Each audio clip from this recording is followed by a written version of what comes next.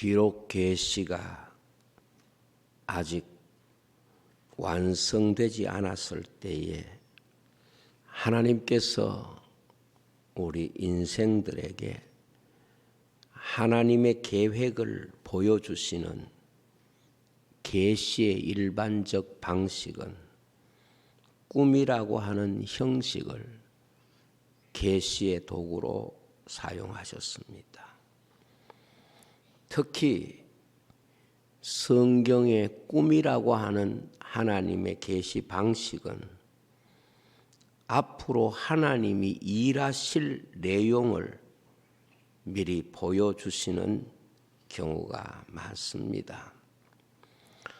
예를 들면 바벨론 왕 느부갓네살이 꿈을 꾸었고 그 꿈을 해몽한 다니엘은 그 꿈을 해몽하면서 그 꿈의 성격을 앞으로 일어나게 될 인류 역사의 과정을 하나님께서 모든 왕 중의 왕인 느부갓네살에게 보여주셨다고 해석을 합니다. 다니엘서 2장 28절에 보면 오직 은밀한 것을 나타내실 이는 하늘에 계신 하나님이시라. 그가 느부갓네살 왕에게 후일에 될 일을 알게 하셨나이다. 왕의 꿈 곧 왕이 침상에서 머릿속으로 받은 환상은 이러하니이다. 이렇게 말씀하면서 이 꿈이라고 하는 것이 하나님이 계시로 주실 때는 앞으로 될 일을 하나님께서 보여주신 것이라고 말씀을 했습니다. 그리고 이 꿈 해몽을 듣고 난 느부갓네살은 참 그 당시에 만국의 왕인 위치에 있었지만은 다니엘서 2장 46절에 보면 엎드려 다니엘에게 절하고 명하여 예물과 향품을 그에게 주었다고 말씀을 하고 있습니다. 무슨 말씀인고 하면 하나님의 계시만이 미래를 알 수 있는 하나님의 역사를 어떻게 이끌어 가실까를 알 수 있는 유일한 계시였기 때문에 그런 것입니다. 이것은 나라를 통치하는 왕도 이 세상의 여러 가지 유능한 사람들도 결코 알 수 없는 미래에 대한 하나님의 계획을 꿈을 통하여 보여주심으로써 계시만이 인간이 미래 역사를 바라볼 수 있는 하나님이 주신 창문이라는 것을 알 수가 있습니다. 성경 속에 꿈 이야기가 많지만은 계시로서 한 인생의 평생을 해석하고 있는 꿈 이야기는 요셉이라고 볼 수가 있습니다. 요셉의 꿈 이야기는 단순히 요셉이라는 사람의 성공 스토리를 보여주는 이야기가 아닙니다. 요셉의 이야기는 두 가지 분명한 내용을 우리에게 가르치기 위하여 하나님이 주신 꿈입니다. 하나는 예수님의 계시 사역을 보여주는 이야기고 또 다른 하나는 구원받은 성도들의 이야기를 이 꿈을 통하여 계시 사역으로 보여주신 것입니다. 예수님께서는 세상에 오셔서 구약 성경의 말씀을 정의하시기를 너희가 성경에서 영생을 얻는 줄 생각하고 성경을 상고하거니와 성경은 곧 내게 대하여 증언하는 것이라고 말씀을 했습니다. 때문에 이 요셉의 꿈 이야기도 결국 하나님의 계시적 해석을 가지고 보면 단순히 요셉 한 사람이 과거에 이렇게 살았단다 하는 이야기가 아니라 예수님을 해석하기 위한 계시적 목적을 가진 꿈이었다는 것을 볼 수가 있습니다. 그리고 재미있는 것은 이 요셉의 꿈들은 다 반복해서 꿈을 꾸고 있는데 반복해서 꿈을 꾼 이유는 하나님이 반드시 될 일을 보여주실 목적으로 반복했다고 창세기 41장 32절에 그렇게 요셉이 꿈의 반복에 대한 해석을 했습니다. 바로께서 꿈을 2번 겹쳐 꾸신 것은 하나님이 이 일을 정하셨습니다. 하나님이 속히 행하실 것입니다.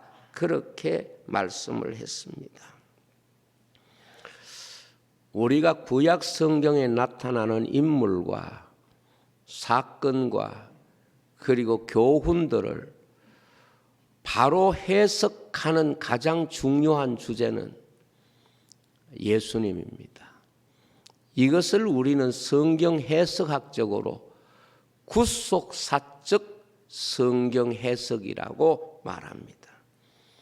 물론 성경은 역사적인 해석도 할 수 있고 여러 형태의 성경 해석의 방법들이 있겠지만 성경이 가지고 있는 본질적 해석의 주제는 구속사적 해석이 성경 전부를 하나의 하나님의 말씀으로 해석하는 가장 중요한 주제가 되는 것입니다.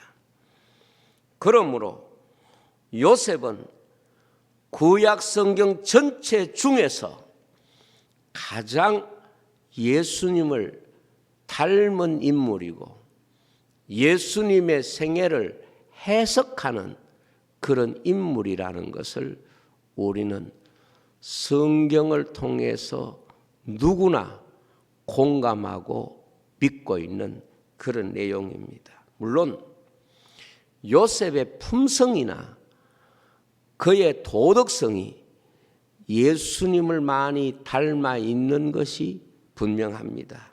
그러나 요셉의 생애야말로 예수님을 닮아 있을 뿐만 아니라 장차 오실 예수님에 대한 계시적 동일성을 가지고 주시는 기록이라는 것을 알 수 있고 그것은 곧 주님의 몸이신 교회의 이야기를 요셉의 이야기를 통해서 보여주시고 있다. 그렇게 말할 수가 있습니다. 그래서 요셉의 생애라고 하는 것은 요셉에게 하나님이 주신 꿈을 성취해 가는 과정이 요셉의 생애입니다. 요셉의 생애는 요셉에게 주신 계시인 꿈을 성취해 가는 과정이 요셉의 생애라고 하면 예수님의 생애는 말씀이 육신이 되어 우리 가운데 오셔서 그 말씀을 온전히 성취해 가는 과정이 바로 예수님의 생애라고 해석할 수가 있습니다. 그리고 요셉은 하나님이 그에게 주신 꿈이 온전히 성취됨으로 말미암아 요셉의 생애가 그 하나님의 계시가 해석되는 모든 과정이 생애에 대한 주제가 되었듯이 예수님께서 하나님의 계신 말씀의 주체로 우리 가운데 오셔서 예수님의 생애가 우리에게 무엇을 보여주는가 하면 하나님의 말씀을 온전히 이루시는 과정을 우리에게 보여주시는 것입니다. 그러므로 오늘 교회도 하나님이 보실 때에 교회의 역사라고 하는 것은 하나님의 말씀을 성취해가는 과정이고, 그리고 그 말씀이 땅끝까지 증거되면 주님이 오신다는 약속을 주님이 친히 하신 것입니다. 그러므로 계시가 요셉의 모든 삶에 대한 해석의 주제라고 하면 하나님의 말씀이 예수님의 모든 생애의 해석의 주제고, 오늘 교회의 모든 해석의 주제는 하나님의 말씀밖에 없다는 것을 우리가 오늘 말씀을 통하여 깊이 마음에 새겨야 합니다. 요셉의 꿈은 요셉이 가졌던 소원을 의미하는 것은 절대로 아닙니다. 다시 강조하거니와 요셉의 꿈은 요셉 자신이 가졌던 어떤 계획이나 소원을 꿈으로 묘사한 것이 아니라 하나님이 그에게 주신 계시, 그것이 바로 요셉의 꿈이었습니다. 그런데 많은 사람들이 꿈이라고 말하는 이 개념을 어떻게 해석하는가 하면 내가 갖고 싶고 내가 되고 싶고 내가 세운 목표를 이루는 것을 꿈이라는 개념으로 정의합니다. 성경과 반대되는 개념이라고 봐도 틀림이 없습니다. 성경은 어떤 경우에라도 내가 어떤 목적을 이루고 내 소원을 이루는 것을 계시로 말하지 않습니다. 이것을 잘못 가르치는 것이 사탄의 미혹이고, 그것을 따라가는 것이 하나님의 말씀을 범하는 가장 무서운 죄가 되었다는 것을 우리는 너무도 잘 알고 있습니다. 세상은 오늘도 내가 소원을 가지고 내 꿈을 이루는 것, 이게 꿈의 성취라고 생각합니다. 그러나 하나님께서는 하나님이 주신 계획과 하나님의 말씀을 온전히 이루는 것, 이것이 바로 계시의 완성이고 계시의 축복이라는 것을 말씀합니다. 요셉도 하나님이 그에게 주신 계시를 완성함으로써 하나님이 그 계시의 진정한 주인이심을 보여주셨고, 예수님도 내 뜻이 아니라 아버지의 뜻을 이루는 것이, 이것이 주님의 계시의 성취인 것처럼 오늘 교회가 이 땅 위에서 우리가 원하는 것을 이루는 것이 교회냐? 아닙니다. 하나님이 우리에게 주신 말씀을 온전히 성취하는 것이, 이것이 바로 계시에 있어 가장 중요한 주제라는 것을 아셔야 합니다. 그래서 구약 성경이든 신약 성경이든 인생이 빠지는 가장 무서운 영적인 함정이 뭔가 하면 자기의 말이나 자기의 생각이 하나님의 말씀을 대신하는 것입니다. 그것은 우리가 세상적으로 볼 때는 성공처럼 보일지 몰라도 하나님 앞에서는 그거야말로 실패한 인생이 되는 것입니다. 요셉의 꿈은 하나님이 요셉이라는 사람을 통하여 하나님이 계획을 이루어 가시는 과정을 보여주시는 계시사역이고, 이것은 말씀이 육신이 되어 우리 가운데 오신 주님이 하나님의 말씀을 온전히 성취하시는 생애를 고스란히 담고 있다는 것을 우리가 알 수 있습니다. 그러므로 오늘 이 말씀을 통해서 우리가 요셉을 통하여 들어야 할 하나님의 음성이 뭔가 하면, 하나님이 내게 주신 말씀을 내가 어떻게 이루어가는 과정 속에 있는가, 이것이 바로 오늘 성도가 자기 점검입니다. 다시 말하면 내 인생의 모든 점검의 가장 중요한 주제는 요셉에게 꿈이었고 예수님께 말씀이었듯이 우리의 삶을 해석하는 가장 중요한 주제는 하나님의 말씀일 수밖에 없습니다. 이 말씀을 우리에게 깨우쳐 주시기 위해서 주님이 친히 오셨고 성령님이 우리 가운데 오신 목적도 주님이 우리에게 주신 말씀을 깨닫게 하기 위하여 우리에게 보내신다고 주님이 말씀하셨습니다. 첫째로 요셉의 꿈은 말씀이 육신이 되신 예수님을 보여주시는 하나님의 계시입니다. 말씀이 육신이 되어 우리 가운데 오신 예수님을 보여주시는 계시입니다.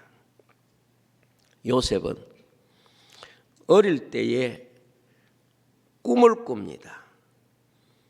그 꿈은 하나님이 요셉의 삶에 하나님의 약속을 밝히신 계시였습니다. 하나님의 계시라고 하는 것은 하나님이 인생에게 주시는 약속을 말합니다. 그래서 이 하나님의 모든 말씀은 하나님의 언약, 약속입니다. 그래서 언약이라고 말합니다. 언약이라고 하는 단어가 히브리어로 보면은 베리트라고 하는 단어를 쓰는데, 이 베리트라고 하는 히브리어 단어의 뜻이 뭔가 하면 묶는다는 뜻을 가지고 있습니다. 하나님과 인생이 약속으로 묶여졌다는 그 약속이 바로 말씀이라는 뜻입니다. 하나님이 요셉에게 꿈을 주신 것은 그 순간부터 요셉은 하나님의 계획에 자기 인생이 묶여진 생을 살게 된다는 것을 보여줍니다. 이 시간부터 요셉의 모든 삶은 하나님이 주신 약속을 성취하기 위한 과정으로서 그의 삶이 있다는 것을 보여줍니다. 이것은 말씀이 육신이 되어 우리 가운데 오신 예수님의 생애가 하나님의 말씀으로 우리에게 오셔서 그 말씀으로 우리와 묶여지고 우리와 함께 하시는 그 주님의 성육신을 고스란히 담고 있는 생애라고 말할 수 있습니다. 그런데 요셉이 계시를 받는 그 순간부터 형들로부터 미움을 받습니다. 오늘 우리가 읽었던 말씀처럼 요셉이 가까이 옴을 보고 꿈꾸는 자가 오는도다고 말할 뿐만 아니라 요셉을 죽여서, 왜 죽이려고 그럽니까? 그 꿈이 성취될 수 없는 꿈이라는 것을 증명하려고 했습니다. 그 꿈이 어떻게 되나 보자, 그렇습니다.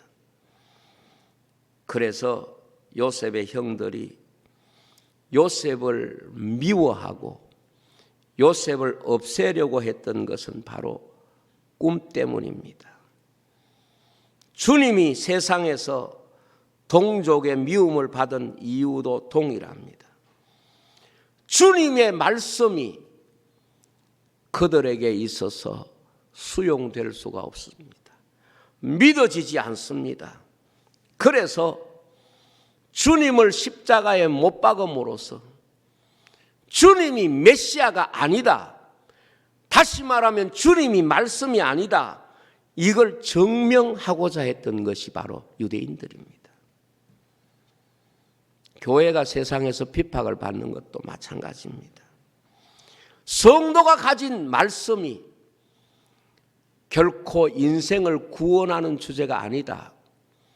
이것을 증명하고 싶은 것이 바로 교회고, 그것이 교회를 핍박하는 주제가 됩니다. 그래서 예수님께서 뭐라고 말씀을 하셨는가 하면, 세상이 너희를 핍박하고 미워할 때 이상하게 생각하지 마라.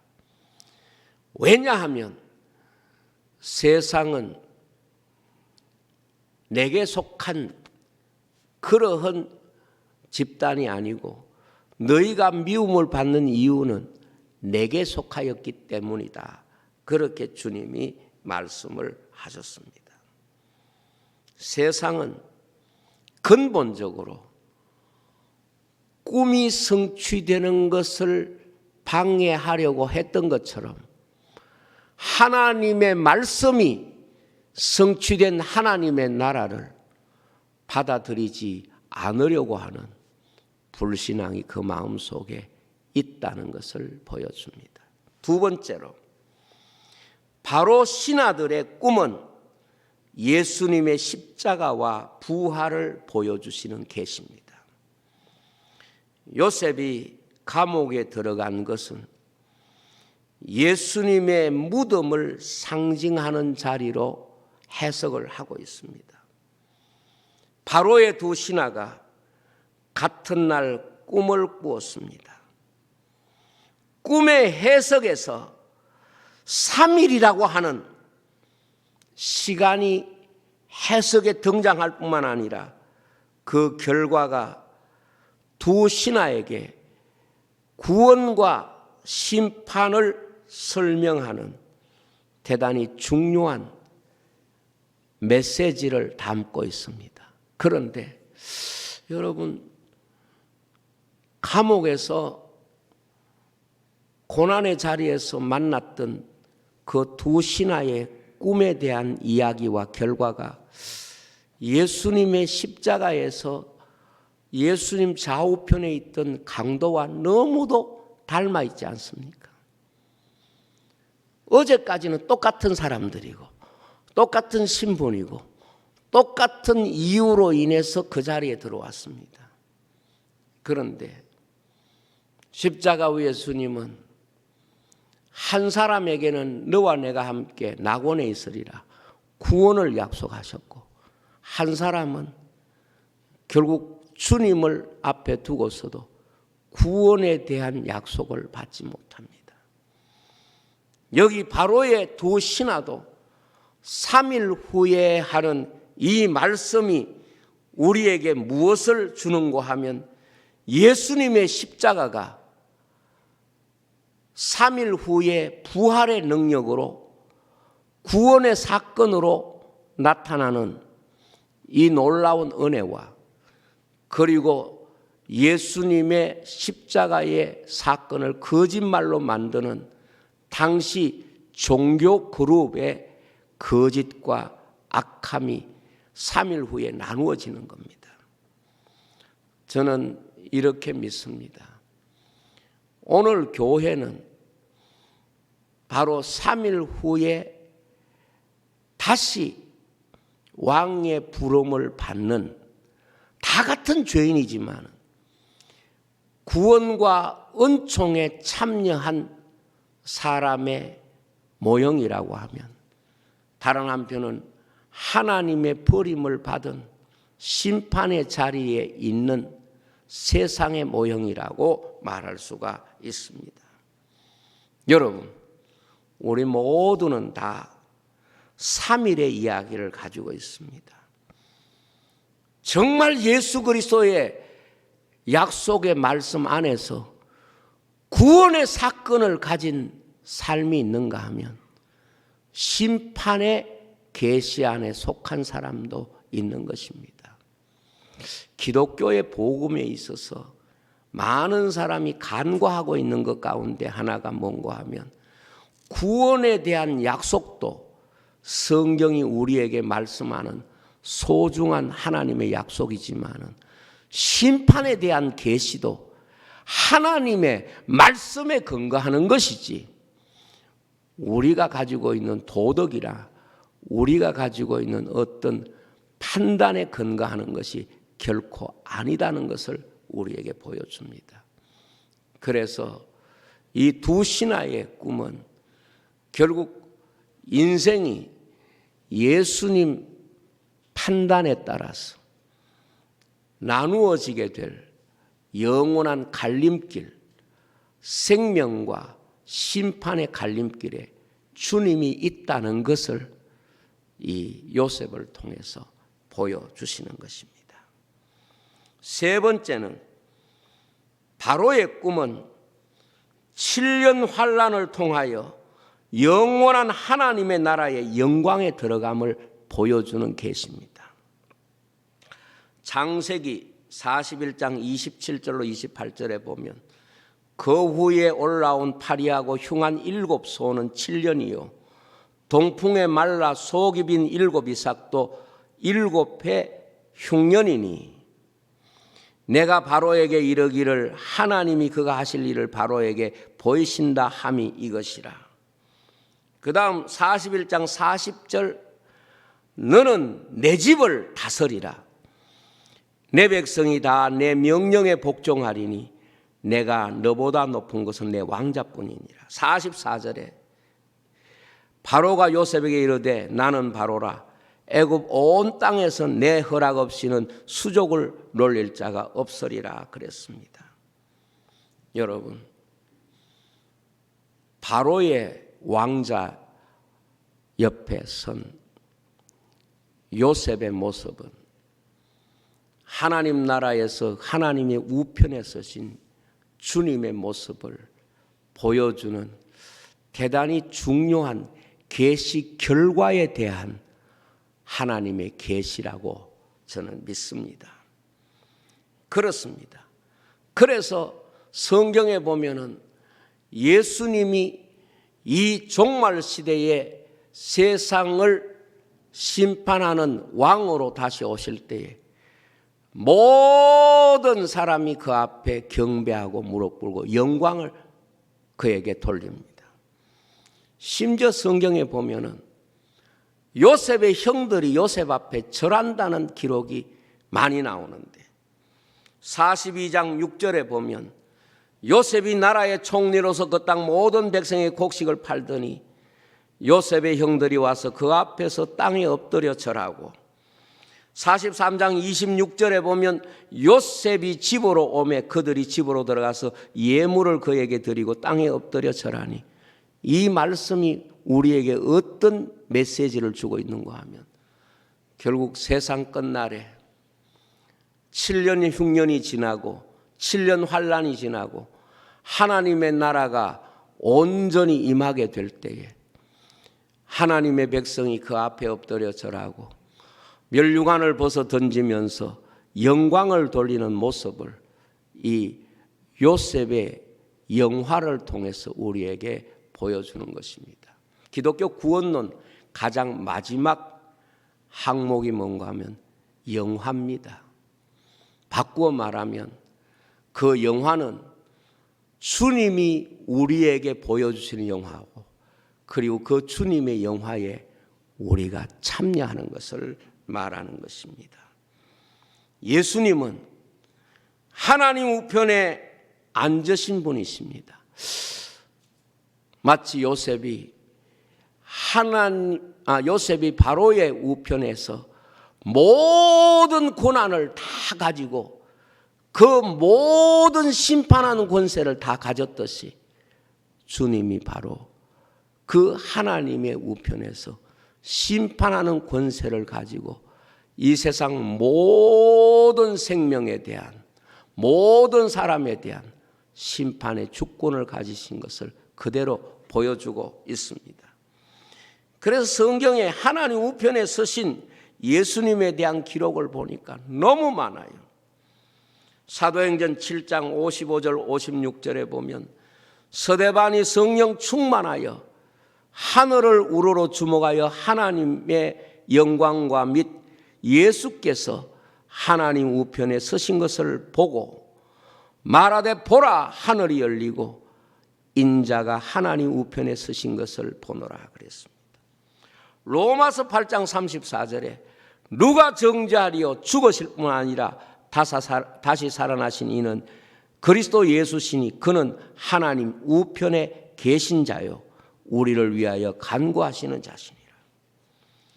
골로새서 3장 1절에도 보면 너희가 그리스도와 함께 다시 살리심을 받았으면 위의 것을 찾아라.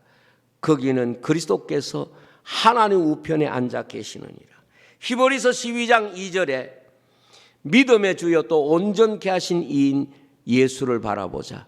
그는 그 앞에 있는 기쁨을 위하여 십자가를 참으사 부끄러움을 개의치 아니하시더니 하나님 보좌 우편에 앉으셨느니라. 베드로전서 3장 22절에 그는 하늘에 오르사 하나님 우편에 계시니 천사들과 권세들과 능력들이 그에게 복종하느니라. 그렇습니다. 오늘 우리가 이 요셉의 꿈을 통하여 예수님의 이야기를 만납니다. 그리고 요셉의 꿈이 온전히 성취될 때에, 예수님의 계시가 온전히 성취될 때에, 그리고 오늘 하나님의 백성에게 주신 말씀이 온전히 성취될 때에 예수님이 철장 권세를 가지고 만국을 다스릴 뿐만 아니라 요셉이 그 근동에 있는 모든 나라의 생명을 판단하고 주장하는 권세를 가지듯이 주님만이 우리 인생에 참 생명의 양식을 공급하실 분이고 그 생명을 심판하시는 분이시라는 것을 우리에게 보여주는 것입니다. 그래서 계시록 7장 9절 10절에 보면 이일 후에 내가 보니 각 나라와 족속과 백성과 방언에게 아무도 능히 셀 수 없는 큰 무리가 나와 흰옷을 입고 손에 종려가지를 들고 보좌 앞과 어린 양 앞에 서서 큰 소리로 외쳐 이르되 구원하심이 보좌에 앉으신 우리 하나님과 어린 양에게 있도다 그랬습니다. 오늘 우리는 요셉의 생애를 통해서 단순히 한 인생의 성공 스토리를 보는 게 아닙니다. 하나님의 말씀이 어떻게 성취되어 인간 가운데 나타나시는 결론이 무엇인가, 그걸 예수님의 이야기를 통하여 온전히 해석이 되고 그 하나님이 주신 예수님을 통한 그 구원의 이야기가 교회를 통하여 세상 끝날에 이루어질 것을 우리에게 약속하고 있는 말씀이라는 것을 알 수가 있습니다. 저는 오늘 여러분과 이 말씀을 나누면서 우리 인생에 대한 진정한 판단은 하나님께서 요셉에게 계시를 주고 그 계시를 성취해가는 모든 과정이 요셉의 생애입니다. 예수님은 말씀이 우리 가운데 오셔서 말씀을 성취해가고 마지막에 다 이루셨다고 말씀을 하셨습니다. 그리고 오늘 우리 성도에게 주시는 말씀의 약속이 온전히 성취된 모습을 요셉의 계시 성취를 통하여 우리에게 분명히 보여주고 있다. 그렇게 믿습니다. 여러분, 오늘 우리가 부를 찬송가에도 나옵니다만 그 귀한 언약을 이루어 주시고 이것이 우리 인생의 삶입니다. 제가 성도들과 가지고 싶은 감정은, 정말 공유하고 싶은 감정은 내가 성공하는 것이 내 인생의 성공이 아닙니다. 하나님의 말씀을 성취하는 것이 인생의 성공입니다. 내가 성공하는 것은 결코 하나님의 말씀이 성공하지 못하는 삶은 그 자체가 실패라는 것을 우리가 깨닫지 않으면 안 됩니다. 인생에게 있어서 진정한 성공은 하나님의 말씀을 온전히 이루는, 하나님의 말씀이 나를 통하여 온전히 나타나고 그 말씀이 선포되고 그 말씀이 성취되는 그것이 바로 우리 하나님의 백성에게 주신 하나님의 영광이고 바로 그러한 사람에게 주실 영광을 약속하고 있는 것이 요셉의 꿈이고 이것이 성경의 계시라고 저는 믿습니다. 여러분 한평생의 삶에서 하나님의 계시가 여러분의 삶을 통하여 해석되고 그 계시가 여러분에게 영광스러움으로 열매가 되시기를 축복합니다. 기도하겠습니다. 아버지 하나님 감사합니다.